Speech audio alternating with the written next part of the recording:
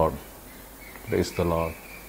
ప్రభువునందు ప్రియులారా, మీ అందరికీ ప్రభువైన యేసుక్రీస్తు నామమున నా యొక్క వందనాలు తెలియచేస్తూ ఉన్నాను. చాలా సంతోషం.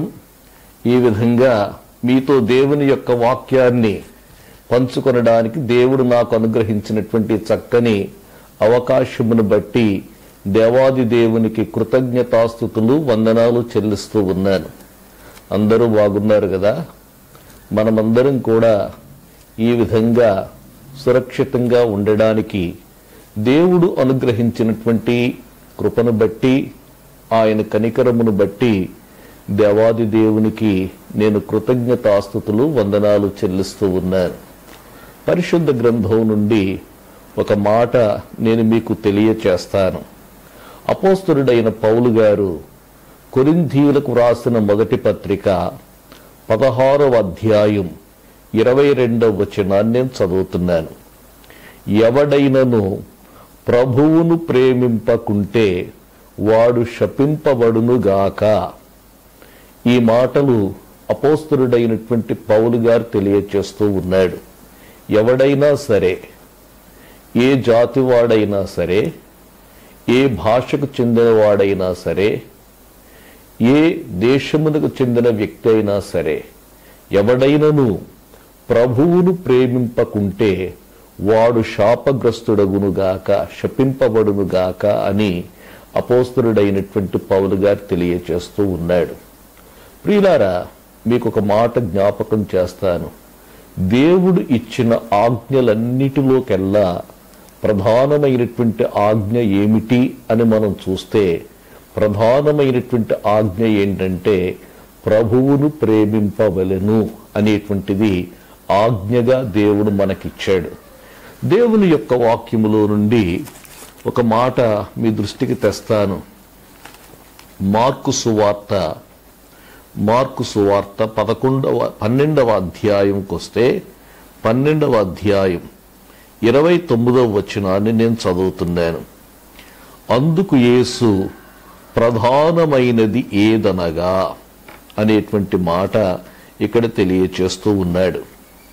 ఓ ఇశ్రాయేలు వినుము, మన దేవుడైన ప్రభువు అద్వితీయ ప్రభువు.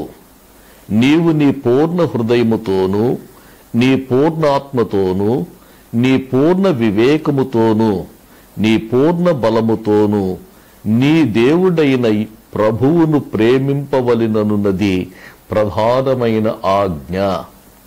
ఇక్కడ ప్రభు అయినటువంటి యేసయ్య మరి అక్కడ తర్కిస్తూ ఉన్నటువంటి ప్రజలతో ఈ మాట చెప్పాడు. శాస్త్రులు తర్కించుకుంటూ ఉన్నారు. ఆజ్ఞలన్నిటిలో కల్లా ప్రధానమైనటువంటి ఆజ్ఞ ఏది అని తర్కిస్తూ ఉంటే వారికి జవాబుగా ప్రభు అయినటువంటి యేసు అంటూ ఉన్నారు. ఏది ప్రధానమైనటువంటి ఆజ్ఞ అంటే నీ ప్రభువును ప్రేమింపవలెను. నీ దేవుడైనటువంటి ప్రభువును నీ పూర్ణ హృదయముతో, నీ పూర్ణ బలముతో, పూర్ణ ఆత్మతో, పూర్ణ వివేకముతో ప్రేమింపవలెను అనేది ప్రధానమైనటువంటి ఆజ్ఞ అని తెలియచేశాడు. కాబట్టి ఈ వచనమును బట్టి మనం గమనించేది ఏంటంటే ప్రభువును ప్రేమించాలి అనేటువంటి మాటను నేను తెలియచేస్తూ ఉన్నాను. ఎందుకు ప్రేమించాలి అనేటువంటి ప్రశ్న మనం ఆలోచిస్తే ఇది ప్రధానమైనటువంటి ఆజ్ఞ అనేటువంటిది మనము గమనించాలి. రెండవదిగా, ఎందుకు మనం ప్రభువును ప్రేమించాలి అనేటువంటి ప్రశ్న మనం ఆలోచిస్తే మరొక మాట మీకు జ్ఞాపకం చేస్తాను. యోహాను వ్రాసిన మొదటి పత్రికలో ఈ మాట మనం చూస్తాం. యోహాను వ్రాసిన మొదటి పత్రిక 4వ అధ్యాయములో ఈ మాట ఉంది. 4వ అధ్యాయం 19వ వచనాన్ని నేను చదువుతున్నాను. ఆయనే మొదట మనలను ప్రేమించెను. ఆయనే మొదట మనలను ప్రేమించెను. మొదట ప్రేమించిన వాడు ఆయన కాబట్టి మనము ఆయనను ప్రేమించాలి అనేటువంటి మాటను తెలియచేస్తూ ఉన్నాడు. అవును ప్రియులారా, ఈ సందర్భంగా దేవుని యొక్క ప్రేమను మనం జ్ఞాపకం చేసుకుందాం. ఎందుకంటే దేవుడు ప్రేమ కలిగిన దేవుడు అని దేవుని యొక్క వాక్యం మనకు తెలియచేస్తుంది. యోహాను 3:16 మనం చూస్తాం, దేవుడు లోకమును ఎంతో ప్రేమించెను అనేటువంటి మాటను మనం చూస్తున్నాం. దేవుడు ప్రేమ కలిగినటువంటి దేవుడు. ఆయనే మొదట మనలను ప్రేమించాడు. దేవుడు మనలను ప్రేమించాడు అని మనకు ఎలాగ అర్థమవుతుంది అనేటువంటి ప్రశ్న మనం ఆలోచిస్తే, దేవుడు మనలను ప్రేమించాడు అని మనం అర్థం చేసుకొనడానికి ఈ సృష్టి యావత్తు మనకు తెలియచేస్తుంది. ఎందుకంటే దేవుని యొక్క వాక్యములో వ్రాయబడి ఉంది. కీర్తనకారుడు అంటాడు, ఆకాశములు దేవుని మహిమను వివరించుచున్నవి, అంతరిక్షము దేవుని యొక్క చేతి పనిని ప్రచురపరచుచున్నది, పగటికి పగలు బోధ చేయుచున్నది, రాత్రికి రాత్రి జ్ఞానము తెలుపుచున్నదని మరి కీర్తనకారుడు 19వ కీర్తనలో ఈ మాటలు తెలియచేస్తాడు. కాబట్టి నేను జ్ఞాపకం చేస్తా ఉన్నాను, దేవుడు తన యొక్క ప్రేమను మనకు ఎలాగూ వెల్లడి చేశాడంటే, ఈ సృష్టిని మనము చూచుట ద్వారా, ఈ సృష్టిని గూర్చి మనము ఆలోచించుట ద్వారా నీ పట్ల నా పట్ల ఎంత ప్రేమ దేవుడు కలిగి ఉన్నాడు అనేటువంటిది మనకు అర్థమవుతుంది. మరి దేవుడు మానవును సృజించినటువంటి విధానాన్ని మనం చూస్తే, సృష్టి యావత్తు కూడా మరి 6 దినములలో దేవుడు చేశాడు అని దేవుని వాక్యములో మనం చదువుతాం. 6వ దినమున ఆయన తన స్వరూపములో తన పోలిక చొప్పున నరుని నిర్మించినట్లుగా మనము దేవుని వాక్యములో మనం చూస్తాం. నరుని నిర్మింపక మునుపు దేవుడు సూర్య చంద్ర నక్షత్రాదులను, ఆకాశ పక్షులను, భూమి మీద ఉన్నటువంటి సకల జీవులను, మరి వృక్ష సంపదను, మరి జలచరములను, వీటన్నిటినీ కూడా ఆయన మానవుని సృష్టింపక మునిపే ఆయన చేసినట్లుగా మనం చూస్తున్నాం. ఎందుకు చేశాడు అంటే, మానవుని యొక్క మరి జీవమునకు కావలసినవన్నీ కూడా మరి దేవుడు ముందుగానే సృష్టించాడు అనేటువంటి మాటను మనం జ్ఞాపకం చేసుకోవాలి. దీనిలో దేవుని ప్రేమ మన పట్ల ఎంత ఉంది అనేటువంటిది మనము గమనించాలి. ప్రియులారా, ఒక మాట మనం ఆలోచిద్దాం. ఒకవేళ సూర్యుడే గనక లేకపోతే, సూర్యరశ్మి ద్వారా మనం పొందుతున్నటువంటి ప్రయోజనాలన్నీ కోల్పోతాం కదా. అది కోల్పోతే మానవుని యొక్క జీవితం ఎంత దుర్భరంగా ఉంటుందనేటువంటిది ఒకసారి ఆలోచించాలి. దేవుడు మానవునికి కావలసినవన్నీ కూడా ముందుగానే చేశాడు. ఇదే మాటను అపోస్తలుడైనటువంటి పేతురు గారు అంటాడు, మన జీవమునకు కావలసిన వాటన్నిటినీ కూడా ఆయన ముందుగా అనుగ్రహించాడు, మనకు దయచేస్తున్నాడు. పేతురు వ్రాసిన 2వ పత్రిక 1వ అధ్యాయం 3వ వచనంలో ఒక భాగము నేను చదువుతాను. జీవమునకును భక్తికిని కావలసిన వాటినన్నిటినీ మనకు దయచేయుచున్నందున అనేటువంటి మాట వ్రాయబడి ఉంది. మనం జీవించడానికి కావలసినవన్నీ కూడా దేవుడు తన ప్రేమ ద్వారా మనకు అనుగ్రహించాడు. ఉదాహరణకు మనం చూసుకుంటే, మనం బ్రతకడానికి కావలసిన గాలిని దేవుడు మనకు అనుగ్రహించాడు. నిజమే, ఎంతమంది గుర్తిస్తున్నారు?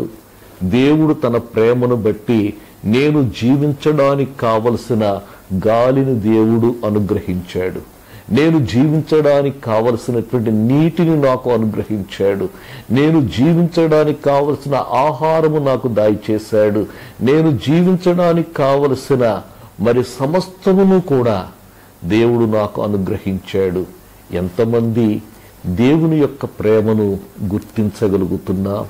దేవుని యొక్క ప్రేమను గుర్తించి ఆయన పట్ల చూపవలసినటువంటి కృతజ్ఞతా భావాన్ని ఎంతమంది కలిగి ఉంటున్నాం అనేటువంటిది మనం ప్రశ్నించుకోవాలి. చాలాసార్లు దేవుడు మనకు అనుగ్రహించినటువంటి వాటిని మనం ఏం చేస్తామంటే ఉచితంగా మనం పొందుకుంటాం, వాటిని గూర్చి పెద్ద పట్టించుకోము. కానీ నేను ఒక మాట జ్ఞాపకం చేస్తున్నాను, దేవుని యొద్ద నుండి పొందుకున్న వాటన్నిటిని బట్టి కూడా మనము దేవుని ఎడల కృతజ్ఞతా భావం కలిగి ఉండాలనేటువంటి మాటను ఈ సందర్భంగా తెలియచేస్తున్నాను. నిజమే, ఈ దినాల్లో మనం పరిస్థితులను చూసినట్లయితే చివరకు గాలిని కూడా కొనుక్కునేటువంటి పరిస్థితి ఈనాడు ఈ లోకములో మనం చూస్తూ ఉన్నాం. త్రాగడానికి నీళ్లు కొనుక్కునేటువంటి పరిస్థితి వచ్చింది.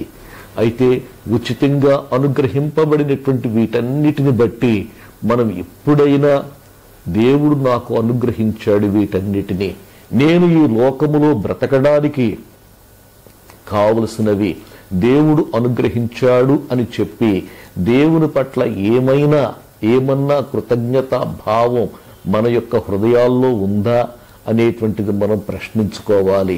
ఈ రోజుల్లో చాలా మంది ఎలాగుంటున్నారంటే కృతజ్ఞత లేని వారిగా ఉంటూ ఉన్నట్లుగా మనం చూస్తూ ఉన్నాం. అపోస్తలుడైనటువంటి పౌలు గారు మరి తిమోతికి వ్రాసిన 2వ పత్రికలో ఈ దినములలో ఉన్నటువంటి ప్రజలను గూర్చి ఒక మాట తెలియచేస్తాడు. చూడండి, ఆ మాటను మీకు జ్ఞాపకం చేస్తాను. 2వ తిమోతి పత్రిక 3వ అధ్యాయం మొదటి నుండి కూడా మనం చదివితే అంత్య దినములలో ప్రజలు ఎలాగుంటారు అనేటువంటి మాటను ఇక్కడ తెలియచేస్తూ ఉన్నాడు. అంత్య దినములలో ప్రజలు ఎలాగుంటారు అంటే స్వార్థపరులు, ధనాపేక్షులు, బింకములాడువారు, అహంకారులు, దూషకులు, తల్లిదండ్రులకు అవిధేయులు, కృతజ్ఞత లేనివారు అనేటువంటి మాట ఇక్కడ మనం చూస్తున్నాం. అంత్య దినాల్లో ఉన్నటువంటి ప్రజల యొక్క హృదయాల్లో కృతజ్ఞత లేనటువంటి స్థితి ఉన్నట్లుగా మనం చూస్తూ ఉన్నాం. దేవుడు తన ప్రేమతో అనుగ్రహించిన వాటన్నిటినీ పొందుకుంటూ ఉన్నారు. అన్నిటినీ పొందుకొని ఏమాత్రము కూడా దేవుని పట్ల కృతజ్ఞత లేనటువంటి స్థితి వారికి ఉన్నట్లుగా మనము గమనిస్తూ ఉన్నాం. మరొక మాట ఈ సందర్భంగా జ్ఞాపకం చేస్తాను. రోమా పత్రికలో మనం చూచినట్లయితే అపోస్తలుడైనటువంటి పౌలు గారు ఈ మాట తెలియచేస్తూ ఉన్నాడు. రోమా పత్రిక మొదటి అధ్యాయం 21వ వచనములో మనం చూస్తే, మరియు వారు దేవుని నెరిగియు ఆయనను దేవునిగా మహిమపరచలేదు, కృతజ్ఞతాస్తుతులు చెల్లింపను లేదు గాని తమ వాదముల యందు వ్యర్థులైరి అనేటువంటి మాట మనం చూస్తున్నాం. దేవుని యొద్ద నుండి పొందుకున్న వాటిని, దేవుడు తన ప్రేమతో అనుగ్రహించిన వాటిని పొందుకొని వారేం చేస్తున్నారంటే దేవుని పట్ల ఏ మాత్రము కూడా మరి కృతజ్ఞత భావము లేనటువంటి వారిగా ఉన్నట్లుగా మనం చూస్తూ ఉన్నాం. కాబట్టి ప్రియులారా, దేవుడు ఆయనే మొదట మనలను ప్రేమించాడు. ఆయన మనలను ప్రేమించాడు అని మనం ఎలా చెప్పగలుగుతున్నామంటే, మనము జీవించడానికి కావలసినవన్నీ కూడా దేవుడు ఉచితంగా మనకు అనుగ్రహిస్తూ తన యొక్క ప్రేమను మన పట్ల వెల్లడిపరిచాడు. కాబట్టి ఆయన ప్రేమను మనము గుర్తించి ఆయన పట్ల కృతజ్ఞత భావం కలిగినటువంటి వారిగా ఉండాలని తెలియచేస్తూ ఉన్నాను. అయితే ఆయన ప్రేమను గుర్తించకుండా ఉంటే, ఆయన ప్రేమను గుర్తించకుండా కృతజ్ఞత భావం గనక లేకుండా ఉంటే మరి పరిస్థితి ఎలా ఉంటుందో దేవుని యొక్క వాక్యములో చెప్పబడింది. మరి ఆయన ప్రేమను గుర్తింపకపోవడం, కృతజ్ఞత కలిగి ఉండకపోవడం అనేటువంటిది పాపము అని దేవుని వాక్యములో ఉంది. నరపుత్రుడా, ఏ దేశమైతే విశ్వాసఘాతకమై నా దృష్టికి పాపము చేసినదో నేను దానికి విరోధినై దానికి ప్రాణాధారమగు ఆహారమును లేకుండా నేను చేస్తానని చెప్పి దేవుడు అంటూ ఉన్నాడు. కాబట్టి ప్రియమైనటువంటి వారలారా, మనము దేవుని యొక్క ప్రేమను మనము గుర్తించాలి అనేటువంటి మాటను తెలియచేస్తూ ఉన్నాను. మనం ఇంకా ఈ లోకములో ఈ విధంగా జీవించడానికి కావలసినవన్నీ కూడా దేవుని ద్వారా మనకు అనుగ్రహింపబడుతున్నాయనేటువంటి మాటను మీకు తెలియచేస్తున్నాను. ఆయనే మొదట మనలను ప్రేమించాడు అనేటువంటి మాటను మనము గమనించాలి. ఆయన ప్రేమకు పరాకాష్ట ఏంటో తెలుసా? ఆయన ప్రేమకు పరాకాష్ట ఏంటంటే ఆయన కుమారుడైనటువంటి యేసుక్రీస్తు యొక్క మరణము అని జ్ఞాపకం చేస్తా ఉన్నాను. చూడండి, యోహాను వ్రాసిన మొదటి పత్రిక 4వ అధ్యాయం 10వ వచనాన్ని నేను చదువుతున్నాను. మనము దేవుని ప్రేమించితిమని కాదు, మనం ప్రేమించలేదు, ముందు తానే మనలను ప్రేమించాడు. నేను ఇంతకు ముందు చెప్పాను, మొదట ఆయన ప్రేమించాడు. మనము ప్రేమించామని కాదు గాని తానే మనలను ప్రేమించి ఆయన ఏం చేశాడంటే మన పాపములకు ప్రాయశ్చిత్తమయుండుటకు తన కుమారుని పంపెను. ఇందులో ప్రేమయున్నది. ఆయన ఏం చేశాడో తెలుసా? ఆయన తన కుమారుని ప్రాయశ్చిత్తమయుండుటకు తన కుమారుని పంపెను అనేటువంటి మాటను ఇక్కడ మనం చూస్తూ ఉన్నాం. మన పాపములకు బలిగా తన కుమారుడైనటువంటి యేసును పంపెను. దేవుని ప్రేమకు పరాకాష్ట ప్రభు అయినటువంటి యేసుక్రీస్తు యొక్క ప్రాయశ్చిత్త మరణము. మరొక మాట కూడా జ్ఞాపకం చేస్తాను. దేవుని ప్రేమ పరిపూర్ణముగా ప్రత్యక్షమైనటువంటిది ఎక్కడంటే ప్రభు అయినటువంటి యేసు యొక్క మరణములో మనం చూస్తాం. 3వ అధ్యాయం, 1 యోహాను పత్రిక 3వ అధ్యాయం 16వ వచనం. ఆయన మన నిమిత్తము తన ప్రాణము పెట్టెను గనుక దీని వలన ప్రేమ ఎట్టిదని తెలుసుకొనుచున్నాం. ఆయన మన నిమిత్తము ప్రాణం పెట్టాడు కాబట్టి దీని వలన దేవుని ప్రేమ ఎలాంటిదో, ఎంత గొప్పదో మనము తెలుసుకొనగలుగుతున్నాము అని చెప్పి ఇక్కడ తెలియచేస్తా ఉన్నాడు. కాబట్టి ప్రియులారా, నేను మీకు జ్ఞాపకం చేస్తా ఉన్నాను, మొదట ఆయన మనలను ప్రేమించాడు. మొదట ఆయన మనలను ప్రేమించాడు కాబట్టి మనము ఏం చేయాలంటే మనం ఆయనను ప్రేమించాలి అనేటువంటి మాట తెలియచేస్తూ ఉన్నాను.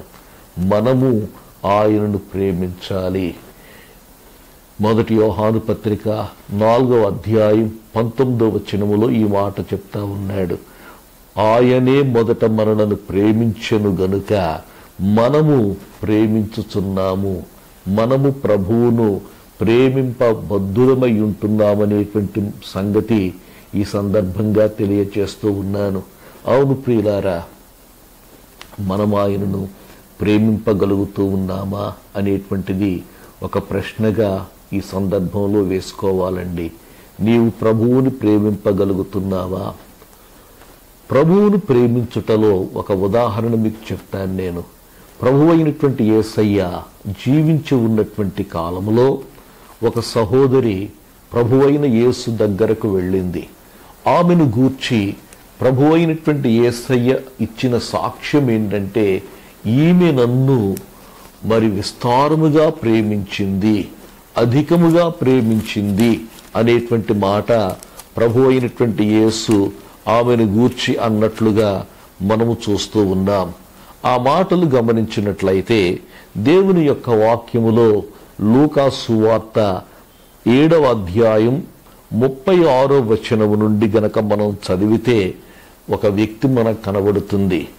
ఈమె యొక్క పేరు వ్రాయబడలేదు గాని ఈమెను గూర్చి వ్రాయబడినటువంటి మాట ఏంటంటే, ఈమె ఒక పాపాత్మురాలు. ఈమె ఒక పాపాత్మురాలు. ఈ పాపాత్మురాలను గూర్చి ప్రభువైన యేసయ్య ప్రశంసించినటువంటి మాట ఏంటో తెలుసా? ఈమె విస్తారముగా నన్ను ప్రేమించింది అనేటువంటి మాటను మరి ప్రభు అయినటువంటి యేసు అన్నట్లుగా మనం చూస్తూ ఉన్నాం. ఎందుకంటే ఈమె పాపాత్మురాలు. ఈమె ప్రభు అయినటువంటి యేసయ్య మరి సీమోను ఇంట, పరిసయ్యుడైనటువంటి సీమోను ఇంట భోజనమున కూర్చున్నారండి. భోజనమున కూర్చున్నప్పుడు పాపాత్మురాలైనటువంటి ఒక స్త్రీ ప్రభు అయిన యేసు పాదముల దగ్గరకు వచ్చింది. ప్రభు అయిన యేసు పాదముల దగ్గరకు వచ్చి కన్నీళ్లతో ఆయన పాదములను కడిగినట్లుగా మనం చూస్తున్నాం. ప్రియులారా, ఒక మాట గమనించండి. ఈమె పాపాత్మురాలైనటువంటి ఒక వ్యక్తిని, ఒక పరిశుద్ధుడైనటువంటి వ్యక్తి దగ్గరకు రానిస్తారా? పరిశుద్ధుడైనటువంటి వ్యక్తి ఒక పాపాత్మురాలను వచ్చి తాకుతూ ఉంటే తాకనిస్తారా? ఒకసారి మీరు ఆలోచించాలి. చూడండి, 39వ వచనములో ఈ యొక్క పరిసయుడు అంటున్నటువంటి మాటలు చూడండి. 39వ వచనం, ఆయనను పిలిచిన పరిసయ్యుడు అది చూచి, ఈయన ప్రవక్త అయిన ఎడల తన్ను ముట్టుకొనిన ఈ స్త్రీ ఎవతయో ఎటువంటిదో ఎరిగియుండును, ఇది పాపాత్మురాలు అని తనలో తాననుకొనెను. ప్రియులారా, ప్రభు అయినటువంటి యేసయ్య అక్కడ కూర్చుని ఉన్నప్పుడు ఈ పాపాత్మురాలు ఏం చేసిందంటే యేసు పాదముల దగ్గరకు వచ్చింది. అవును ప్రియులారా, ప్రభు అయినటువంటి యేసు సన్నిధిలోనికి ఎప్పుడైతే వస్తామో మన స్థితి మనకు తెలుస్తుందండి. దేవుని యొక్క వాక్యములో మనం చూస్తే లూకాసు వార్త 5వ అధ్యాయములో ఈ మాటలు మనం చూస్తూ ఉన్నాం. 5వ అధ్యాయం 8వ వచనములో మనం చూస్తే, సీమోను పేతురు అది చూచి యేసు మోకాళ్ల ఎదుట సాగిలపడి, ప్రభువా నన్ను విడిచిపొమ్ము, నేను పాపాత్ముడనని చెప్పాను. ప్రభు అయినటువంటి యేసు సన్నిధిలోనికి వచ్చాడు. ఎప్పుడైతే ప్రభు అయిన యేసు యొక్క సన్నిధిలోనికి వచ్చాడో తానేమై ఉన్నాడు అనేటువంటి సంగతి గ్రహించాడు. తానేమై ఉన్నాడు అనేటువంటి సంగతిని గ్రహించి అతడు ఒప్పుకుంటున్నాడు. ప్రభువా నేను పాపాత్ముడనని చెప్పి అతడు ఒప్పుకున్నాడు. నన్ను విడిచిపొమ్మని చెప్పినట్లుగా మనం చూస్తూ ఉన్నాం. కాబట్టి ఈ స్త్రీ ఏం చేస్తుందంటే యేసు పాదముల దగ్గరకు వచ్చి నిలవబడి ఏడుస్తుంది.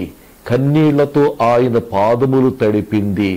తన తల వెంట్రుకలతో తుడిచి ఆయన పాదములను ముద్దు పెట్టుకొని ఆ అత్తరు వాటికి పూసెను అని మనం చూస్తూ ఉన్నాం.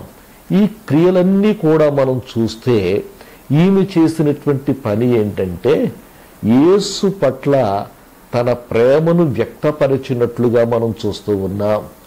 యేసయ్య పాదాలు కన్నీళ్లతో కడగడం, తనకు ఘనముగా ఎంచబడినటువంటి తల వెంట్రుకలతో ఆ పాదములను తొడవడం, యేసును తనకు రాజుగా అంగీకరించే విధంగా ఆయన పాదములు ముద్దు పెట్టుకొనడం, వాటికి అత్తరు పూయడం, ఇదంతా కూడా ఏంటంటే యేసు పట్ల తనకున్నటువంటి ప్రేమను వ్యక్తంపరిచినట్లుగా మనం చూస్తూ ఉన్నాం.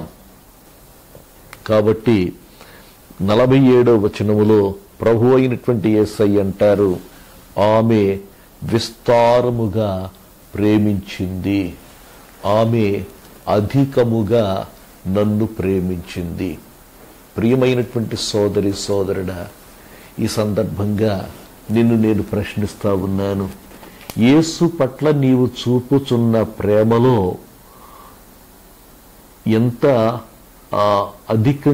ఎంత అధికముగా ఉంది అనేటువంటిది మనం ప్రశ్నించుకోవాలి. ఆయన పట్ల నీకున్నటువంటి ప్రేమ వృద్ధి అవుతుందా, అధికమవుతుందా? ఒకసారి ఆలోచిందాం. ఆయనను పిలిచినటువంటి పరిసయ్యుడు అలాంటి ప్రేమను చూపలేకపోయాడు. ఇక్కడ మనం చూచినట్లయితే ఒక మాట గమనించండి. ఇక్కడ ప్రభు అయినటువంటి యేసయ్య ఒక మాట అంటూ ఉన్నారు ఆ వ్యక్తితో.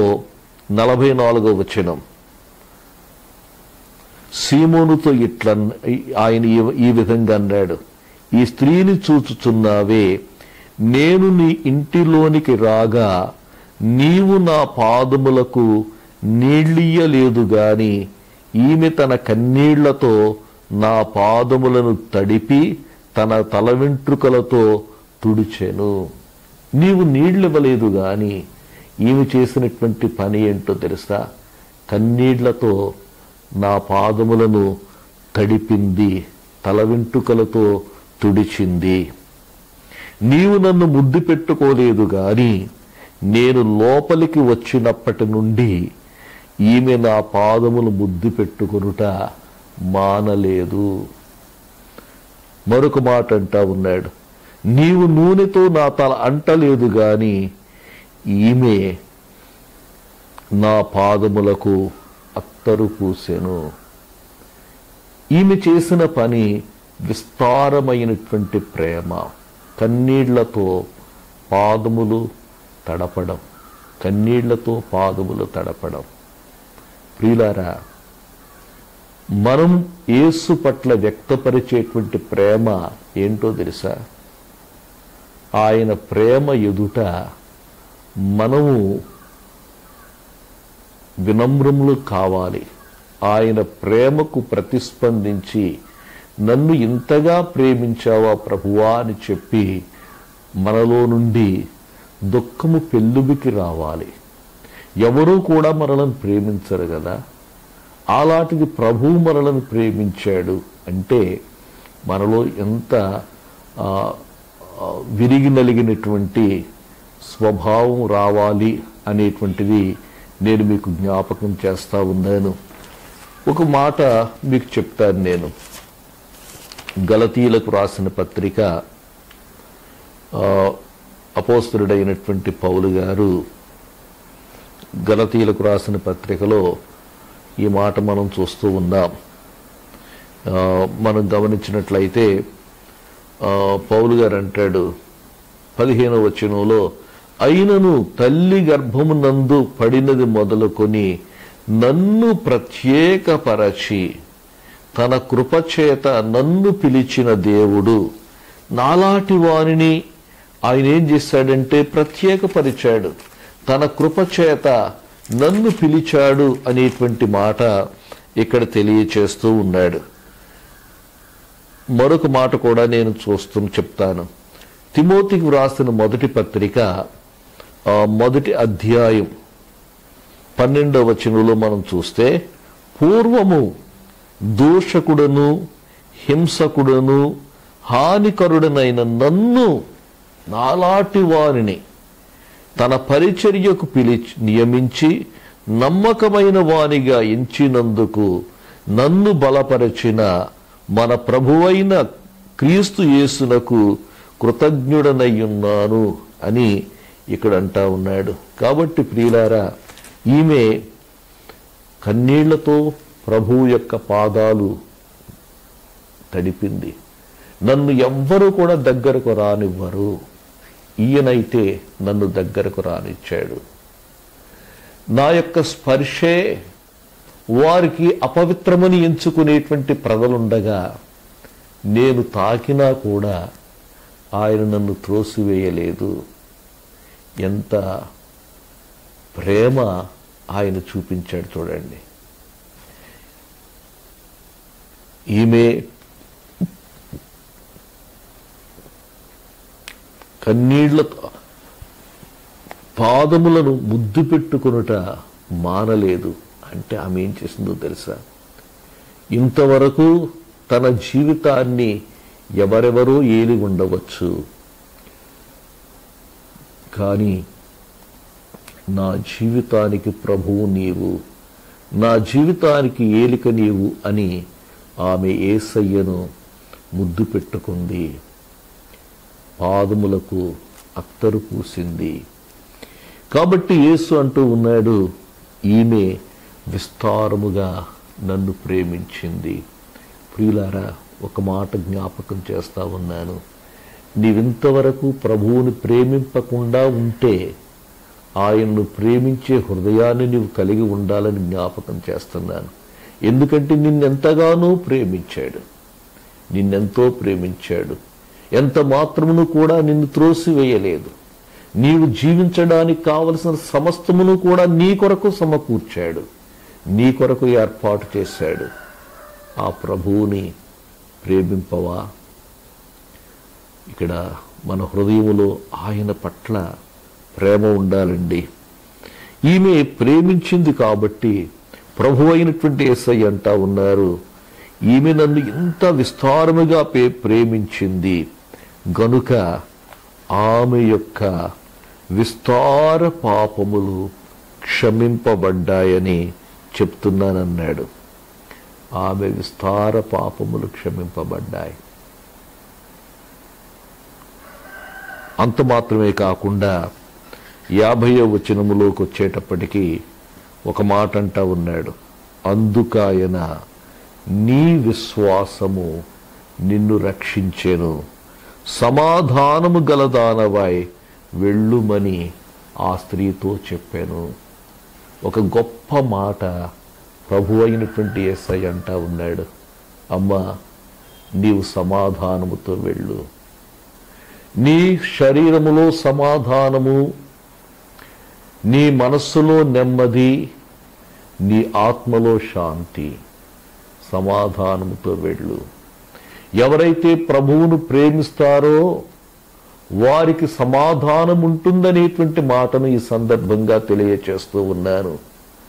సమాధానము లేకుండా కలవరముతో జీవిస్తూ ఉన్నటువంటి ఈ రోజుల్లో, భయముతో బ్రతుకుతున్నటువంటి ప్రస్తుత దినాల్లో ప్రియులారా, ఒక నిర్ణయానికి వద్దాం. నిన్ను ప్రేమించిన వాడు ఒక ఆయన ఉన్నాడు. ఆయనే ప్రభువు. ఆ ప్రేమకు ప్రతి పరాకాష్ఠగా సిలువలో నీ కొరకు ప్రాణం పెట్టాడు. ప్రాణం పెట్టాడు కాబట్టి ఒక చిన్న నిర్ణయం చేసుకో. నీవు దేనినో ప్రేమిస్తూ ఉండవచ్చు. ఈ లోకములో మనం మన ప్రేమకు ఆబ్జెక్ట్స్గా ఉన్నటువంటివి చాలా ఉంటాయి.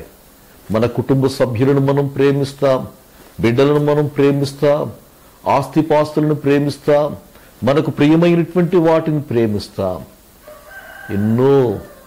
ఎన్నో వాటిని మనం ప్రేమిస్తూ ఉంటాం.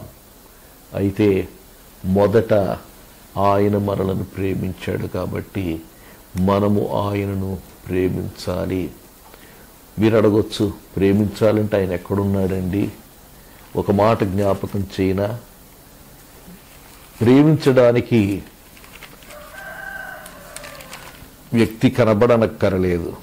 చూడండి, పేతురు వ్రాసిన మొదటి పత్రిక 1వ అధ్యాయం 8వ వచనములో ఈ మాట చదువుతున్నాను. మీరు ఆయనను చూడకపోయినను ఆయనను ప్రేమించుచున్నారు. మీరు ఆయనను చూడలేదు, కానీ మీరు ఆయనను ప్రేమిస్తున్నారు. కాబట్టి మనం కన్నులారా చూడకపోవచ్చు, కానీ ఆయనను గూర్చినటువంటి సమాచారం విన్నాం. ఆయన మన కొరకు చేసిన బలియాగమును గూర్చి మనం విన్నాం. ఆయన మన పట్ల చూపిన ప్రేమను గూర్చి మనం విన్నాం. మనము ఆయన ప్రేమకు ప్రతిస్పందించి మనము చేయవలసినటువంటి పని ఏంటంటే, ప్రభువా, నేను నిన్ను ప్రేమిస్తున్నాను, అధికంగా ప్రేమిస్తాను, ఉన్నతంగా ప్రేమిస్తాను, అన్నిటికంటే మిన్నగా నిన్ను ప్రేమిస్తాను అని నిర్ణయం చేసుకోవాలండి. ఒకవేళ ప్రభువునే మనం ప్రేమించలేని వారిగా ఉన్నట్లయితే పౌలు భక్తుడు అంటున్నాడు, ఎవడైనను ప్రభువును ప్రేమింపకుంటే వాడు శపింపబడునుగాక. ప్రియులారా, అట్టి శాపకరమైనటువంటి పరిస్థితిని తప్పించుకొనడానికి, ప్రభువును ప్రేమించడానికి మనము తీర్మానం చేసుకుందాం. ఆయన మనలను ప్రేమించాడు. ఎంత ఉన్నతమైనటువంటి ప్రేమతో ప్రేమించాడు. ప్రేమిద్దాం, అధికంగా ప్రేమిద్దాం. రోజు రోజుకు ప్రభువు పట్ల మన ప్రేమ అధికం కావాలి అనేటువంటి మాట జ్ఞాపకం చేస్తున్నాను. అధికమైన ప్రేమతో ప్రభువును ప్రేమిద్దాం. దేవుడి మాటలు దీవించునుగాక. ఆమేన్.